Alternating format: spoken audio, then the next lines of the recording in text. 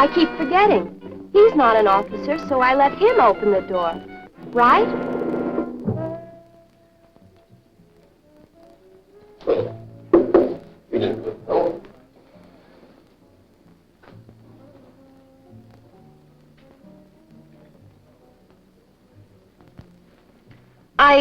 I never know which one to use.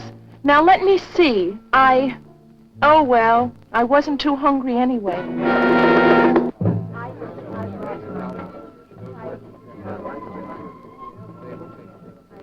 Oh, no. No one's talking to the guest of honor. Good manners, social grace, and courtesy are the mark of the successful service woman. They can also be used to describe successful people in all walks of life. And we have so much trouble. Knowing what to do in specific situations is a matter of custom, instinct, education, and good taste. Some of them go on about the length of our skirts. You know, wow, I really thought I was going to catch it. Did she talk to you about it? Yeah, she talked to me about it. And wow, man, you could have knocked me over with a pin. Say, that's a beautiful dress. Where did you get it? Where did I... Oh, I bought it at Lorman's last Thursday. You know, I wish I could wear one of those. They're really cute, but, well, I guess they're a little young for me. But I thought, well, that you didn't dig. Oh, excuse me, ma'am. Well, that you didn't like mini skirts and clothes like that. No, now, that's not exactly right. We do have certain ideas about how you should look in your uniform. Yes, about the tailoring, the fit, and how it should be kept. And I guess sometimes we do express these feelings rather strongly. Yes, ma'am. But really, that only applies to your uniform. How you dress in your off-duty hours is another matter. Now, we do expect the girls to show good taste in everything they wear. But that really shouldn't keep you from expressing your own individuality or personality and selection of clothes, hairstyles, and makeup. Yes, ma'am. Take miniskirts, for example. I think they're great, and you look good in them. And I really feel the same way about a lot of the other new and exciting styles.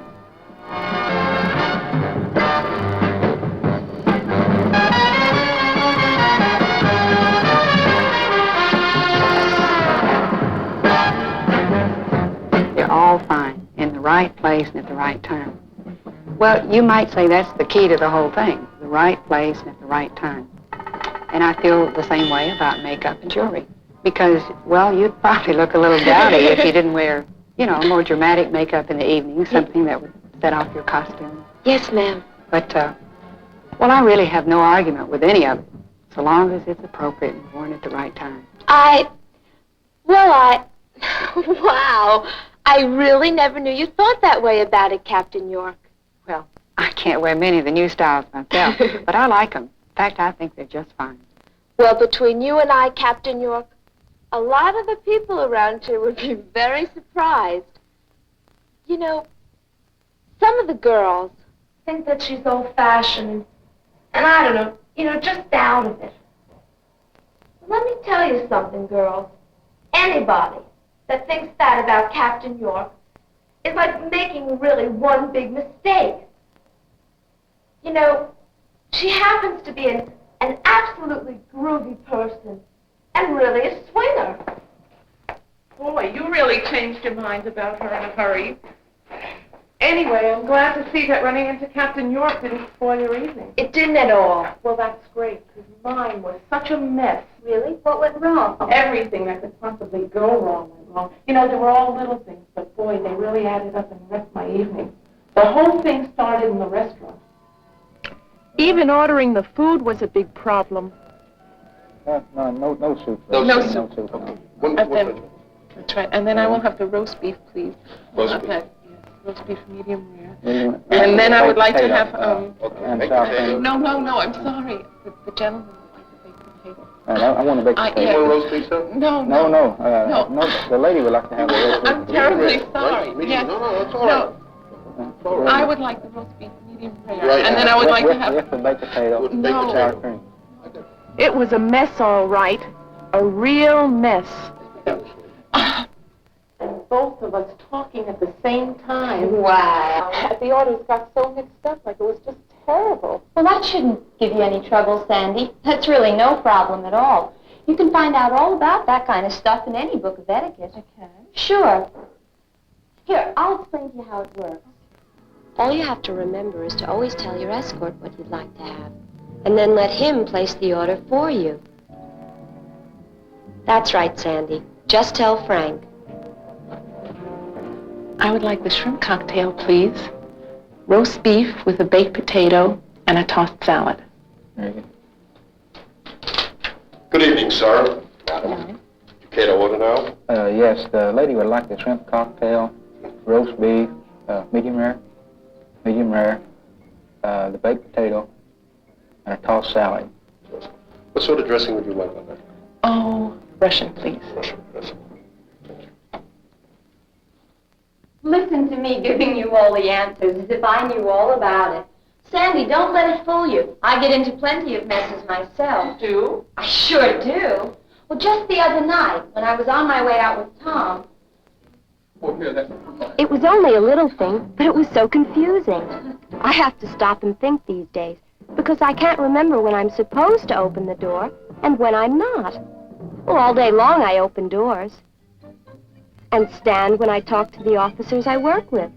After a while, you get used to that.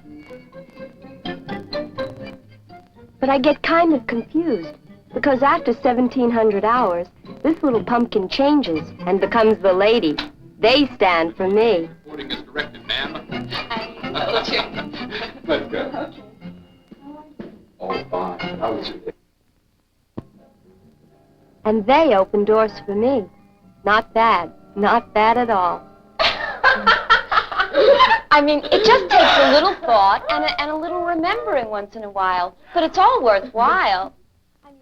Well, I really enjoyed this being a girl. Oh, it's so great. Well, my dear, I'm glad to see you've got all your problems solved. I wish I could say the same about myself. Oh, come on, Sandy. Maybe you're exaggerating. Not. It couldn't have gone that bad. Oh, it couldn't. Huh? Oh, okay. Come on, tell Mama all about it. What happened? All kinds of things. Now, listen, you know I don't embarrass easily. But, man, as soon as we got in that restaurant, I knew I was in trouble. I didn't know which one to use, and I didn't want to look like a fool.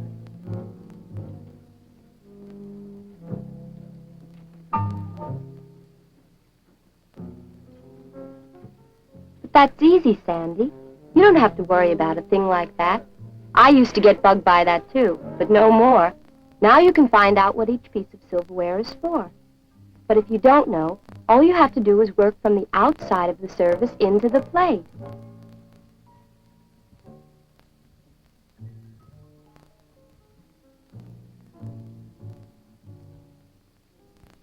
That's right, Sandy. That's right. The outside one.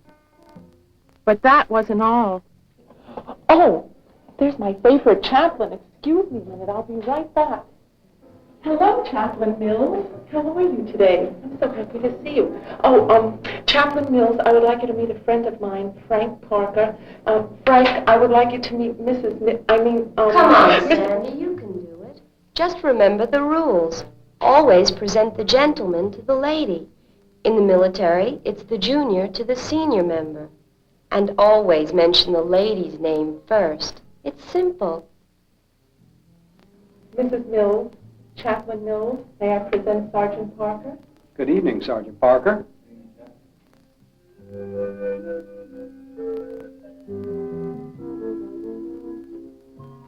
People think it's easy, that there's nothing to the social responsibilities a girl has in the service. They just don't understand. I even had the same trouble with Tom.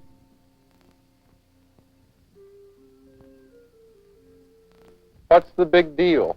So you have to set up a reception for the new sergeant major. What's so tough about that? What's so tough?